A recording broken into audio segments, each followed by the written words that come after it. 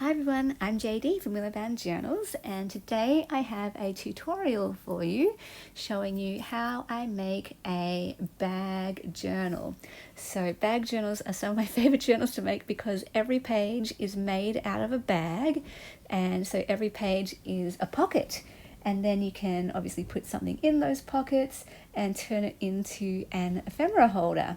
So you could put it on your desk and use it for ephemera, take it all out, and then replace all of the ephemera. You can take it as a little travel ephemera holder, or use it as a journal and write on the pages of each of the bags. So I love that it has sort of two uses.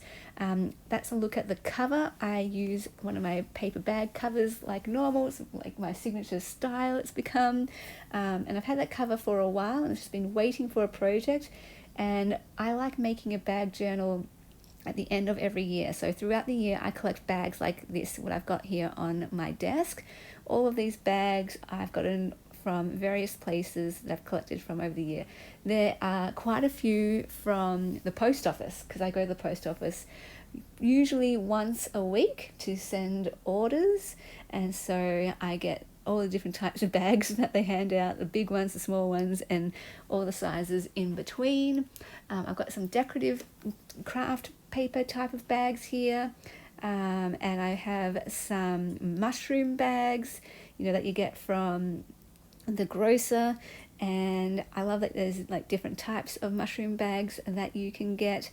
So whenever I pick up these bags, I try to fold them in half and keep them flat to preserve them as well as I can. And anytime I'm at the shops and they ask, would you like a bag? I say yes, and I try to not have them fold it or add sticky tape to it so that I can reuse it.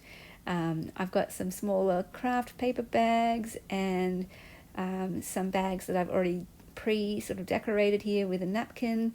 Those are those little candy type bags that you can get from shops, when you get little orders or you buy something small. So those ones, a little tip.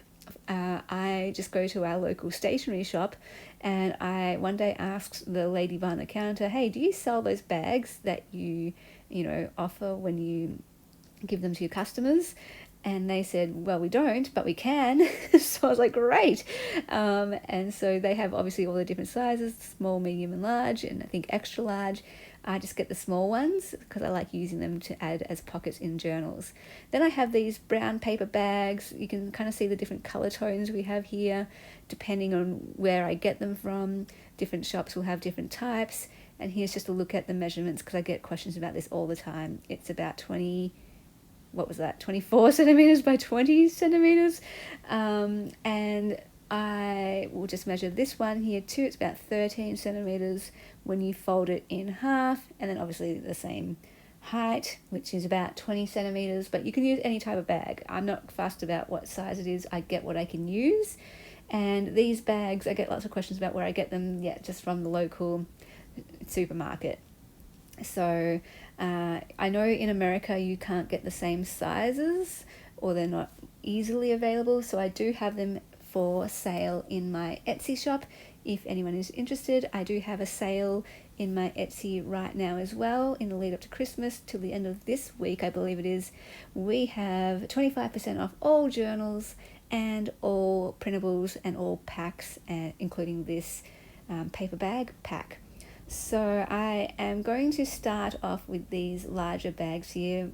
These are bags that I usually use not just as covers for my journals, but often as pages as well, because I do like the craft paper look as well. So I'm just kind of folding them in different ways and showing you that. So some I'm folding in half lengthways like this, so you get a taller, narrower page, and then you can cut that however tall you want it and include all different size pockets just by including this one type of bag and cutting it in different places. So I'm not going to go too crazy and include too many, but I will include that one there. You can see in the back, the lighter colored one, I've done a full size page, so right up to the top of the journal cover.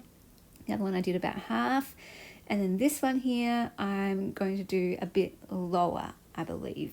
So the other one I think is a bit higher than half, and then this one's maybe exactly half. I think I'm a little tip with that too. I don't want it too low because I want the binding to catch two edges of that page, just so it's not too loose in the journal.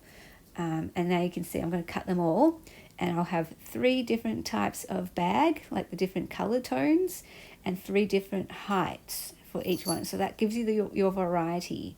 And even if I had just only one color tone, I could still do the same thing, cut out the 3 different shapes or sizes or heights of the pockets, and it would still be interesting because they're all different.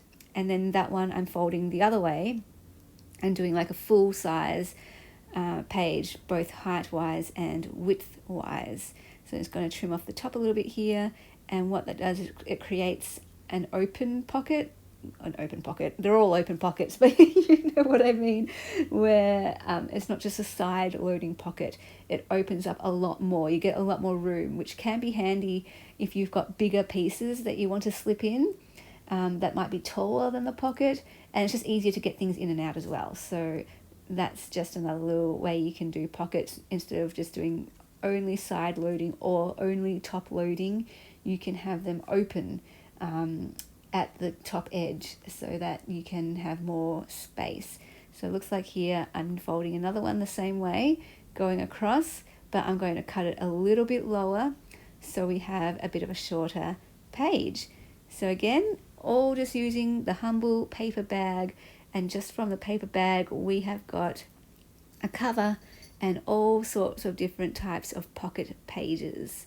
So we've got top loading ones, we've got side loading ones, we've got shorter ones, we've got taller ones, we've got wider ones, we've got narrower ones. So brilliant. You can do so much with paper bags. It's one of my absolute favorite supplies for making journals out of. So this one here, it already kind of came folded in half. It's sort of like a narrower craft paper bag, and I'm just kind of comparing it to the other pages that I already have, and I'm going to cut it down a bit lower so that it's distinctive from the other pages. So we've got all these different heights now. We've got all these different sizes of pages. So I managed to collect quite a few paper bags this year. Some years I don't have as many, but this year I had quite a lot. And I managed to, I believe, get 20 bags to fit in this journal. So 20 pages bound into the signature. I did have some bags left over as well. Usually that doesn't happen. Usually I manage to be able to use them all. But I think this one with 20 pages is the most I've ever done, just because I had so many bags. And I didn't want to go too many because then it just gets way too bulky, especially when you add all of the things. It won't stay open, that kind of thing. And also my plan was to, for every single page, use them in different ways. So that meant I couldn't use the same bag too many times. Like I didn't mind using the same bag twice, because what I'd just do is fold it differently or fold it so that something is different on the outside. So the first bit you see of the page is different to when you see the next page. I'm not sure if I'm explaining myself right, but just so I'm getting different looks each time I'm turning a page. So I left out some of the pages if they were repeated, or just some of the more boring bags. Anyway, so now I'm going on to some of the other bags here. You saw me fold the decorative ones, those smaller ones. Those ones are nice and easy. Just literally fold them in half because they're so small. And then these ones here, they're a little bit too wide, so I'm just going to trim them down, but height-wise they're perfect, not too small, not too big. And I love that they've got the little, like, I don't like mushrooms. Like, I love eating mushrooms, but I'm not interested in the mushroom in terms of design elements for journals. I do like using them for woodland journals, but again, woodland journals aren't my type of journal that I would want in my own collection. But all to say, I really love using mushroom journals for these types of journals because they're just so fun. They're just such a different type of bag. This one's really cool. It's a dyed page. Some of these bags I did get from some of the mystery packs that I purchased for the Beyond Blue fundraiser, so that's how I've also got a bit of a wider variety, and maybe why I have extra bags this year. We've got this really cool black bag that has a gusseted bottom there, so I'm just going to cut that off, and so that helps make it fit into the journal, but also takes away some of that bulk. It's quite a sturdy, thicker paper bag, this one, so I'm just trying to remove that bulk at the bottom there. And this one, it has the gusseted edges, so it definitely opens up a lot more. You can fit a lot more in there. And with the gusset, you kind of end up with two pockets because it divides the pocket where the gusset is, where it folds in. So you could kind of add two separate things into those two divided pockets. Here we're going to the post office bags. You can always tell these ones because they're white with red writing, and I'm just now trying to figure out how to include as many of these as possible. So one of them I believe I fold this way, so the first thing you see is white. The other one I fold so that you see the red writing first. This one's just a plain white one, and this one must have been folded by the storekeeper. And so the fold isn't quite in the middle, so I'm not sure exactly what I'm going to do yet here. You can see me folding it in different ways, trying to figure out what's the best way. And this one I ended up going with side loading pockets. My preference is side loading pockets when it comes to the taller type of page, just because if you've got a tall pocket that is a top loading one, it can be a little bit difficult to put something in it, especially if it's a narrower page, because you've got a smaller opening, and also you've got all that space, and if you have to find something large enough that's not going to get lost right at the bottom of the pocket. Otherwise you're kind of like trying to stuff your hand down this pocket, and you might rip it because of the smaller pocket opening. So just something to be mindful of. I tend to make more side loading pockets than top loading pockets because it's easier to find things to put in there, and it's easier to access. Here is a giant bag. This is a really, really big bag. And so I'm going to sort of cut this one down a lot. It's a bit of a shame when you have to cut it down. I could definitely have another little tip. Tip is to sew. Anywhere you cut, you can sew it back up if you want. So if you want to create your own custom-sized pocket page, just cut it wherever you want and then sew up wherever you want to create the pocket, wherever you want the pocket, whether it's at the top or the side. I didn't bother with that because I want to kind of preserve the pages, the bags, just as they are. I don't want to add sewing or anything. I just want to leave them as they are, and however they are is how they will be. And I will just work with that and use the pockets as they are. So I think that's all the ones I've got here. I'm doing a count and just seeing what I've got here, getting a lay of the land. I like that there's a bunch of white ones. I like there's a bunch of craft ones. And I like that there's a bunch of sort of more decorative, colourful ones. And I think I either leave it with that many or I go find one or two more just to make up my numbers of 20, and then I will go ahead and arrange them. So what I'm kind of thinking of with this is alternating. So I don't want two craft paper bags next to each other unless they're the different tones and unless I am going for an intentional breaking of the pattern. So I'm trying to go sort of white, brown, and add the decorative, colourful ones every now and then as well. To start us off with, I'm trying to do some layers at the start. I love, having the layers come off right at the start. Usually when I make my journals, I don't do that. Usually I add a full-size page at the start because I feel like that protects the inner pages a bit more. I don't know if that's true. That's what my head thinks. But if I'm going for a layered look or a more rustic, grungy journal, that's when I will want to show layers. And, since this is a pocket journal, I'm wanting to show all the different layers. So at the start, I layered up 3 layers with a smaller bag, then a medium one, then a larger one, and now, yeah, I'm literally just kind of alternating white, craft, something with decorative, going back to white. Now I'm going to choose another craft one, I think. I'm also thinking of sort of alternating the size types, large with small, again, getting those layers, and also thinking of all the different sizes. So tall, short, wide, narrow. So see there, you can see so many different layers on that particular page spread because we've got different heights and we've got different widths.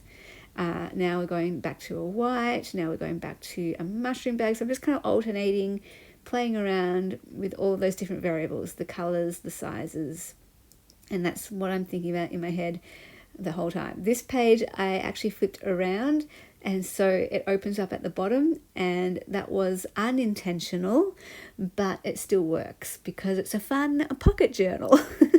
And things still stay in there. I just made sure to kind of slip them right in the middle or closer to the top rather than down the bottom where they might fall out. But again, if you wanted, you could sew up that edge if you wanted it to be a particular way. And then I just kind of go back and forth, flipping through the pages, looking for where I can add different pages. Especially by the end, I usually end up with a lot of smaller pages. And so I don't want all the smaller pages together. I need to go back through the journal and look for pages where I can add the smaller ones. So I hope this video is inspiring you to keep paper bags and to keep a lookout for paper bags. Again, yeah, I don't make many of these because it takes me a whole year to collect enough to make it, but I love this as a method to also declutter. So by the end of the year, I go through all my stash and then fill up this journal, fill up all those pockets with all sorts of goodies, stickers, papers, labels, and just all sorts of different things. So it's very, very eclectic. And here I'm cutting out another page. I just needed another tall page there. And you can see there, this is the time where I'm using the red writing on the front. The other version of this, I included the, excuse my cat in the background, being very loud. I made sure that the white was on the outside the first time round, and then this time the red. So yeah, what was I saying? Got distracted by cat. Yeah, have fun collecting paper bags, keeping a lookout for them, and making your own bag journal. So it's really, really fun. I've made envelope journals before as well. I think I have a video on that as well on my channel. So if you collect enough envelopes, all different sizes, all different types, it's really fun to put those together and make a sort of ephemera holder out of envelopes as well. But yeah, bag journals, it's sort of a tradition now that I do this at the end of every year. Now I'm just going through the binding process. I'm going to add a bit of washi tape down the center of the spine. I just think it looks a bit more decorative and a tiny bit more reinforcement. I know it's only washi tape, but to my mind, it just adds a little bit extra and is pretty to look at. And this is wide washi tape from the washi shop. No, it's called Washi Wednesday. Washi Wednesday. It's the only place I get this washi tape from, and I usually get it once a year or once every 2 years because it's very, very, very, very expensive, but it is one of my essential supplies. I use it for all my spines, both inside and outside, if it's for my book cover journals. So I can't make journals without them. Like I could definitely use masking tape, but I find this is just so pretty and decorative and easy to use, and it's one of my absolute essential supplies. So anytime I run out, I will go ahead and do another purchase, but thankfully they last a long time and I can get quite a lot of journals out of them. So now I've just got my awl, my embroidery thread, and my long bobby pins to hold the pages in place. So this is another reason why I don't go too crazy adding pages. Otherwise, it's just too much to handle. The pages move all around the place and it's too thick they stick out too much. So I'm just mindful of keeping it compact as possible, and then sliding on my bobby pins here to keep them in place. And I use the long ones because if I have a small page like this, it reaches further in to catch it and hold it in place. So now I'm just going in with my awl straight through the middle. I love the cover, it's so pretty with the colours there, like the blues, the teals, the purples in the background. I love that, kind of like a watercolour. And then the vibrancy of the flowers, I would love to kind of see if I could watercolour that, use that as inspiration for a watercolour painting. So really, really pretty cover. And now just using some beautiful dark blue embroidery thread. It's a beautiful colour. It's sort of, I kind of call it peacock blue, really pretty. Anyway, so going through down the bottom hole, going back through the middle and poking the top hole, coming out through the middle and back in through that top hole. I've done so many tutorials on binding. My most recent one, I gave all my tips and tricks to help me do it, but yeah, it's really quick, really simple. And the key tip here is I'm just going to go under the other thread there, pull it through, wiggle, wiggle, wiggle. I'm going to cut off my threads here to tie it off, and then just check the tension on the outside as well. So I checked it on the inside when I wiggled, but I always want to check the tension on the outside as well here, just in case it got caught up in the middle somewhere that I can't see. And then I'm just going to tie either a double knot or a triple knot, and then that is my journal complete, you guys. I hope you enjoyed this tutorial, and I will go ahead and fill up all the pockets off camera, and then come back and share the final flip through of this journal when I show you all of the goodies inside all of those wonderful, wonderful, wonderful pockets. It fills up quite a lot and becomes a very, very chunky journal. But yeah, I hope that someone will have fun using all of the pieces and filling it back up with more stuff, or either taking all the stuff out and using it as a journal. So yeah, let me know if you are going to make your own bag journal, or if you already have.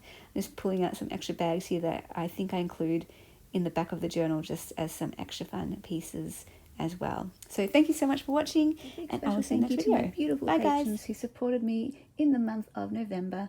If you would like to become a patron and get access to my journal making series videos and other videos and printables and every single digital kit from my Etsy, you can click the Patreon link down below in the description box to join that.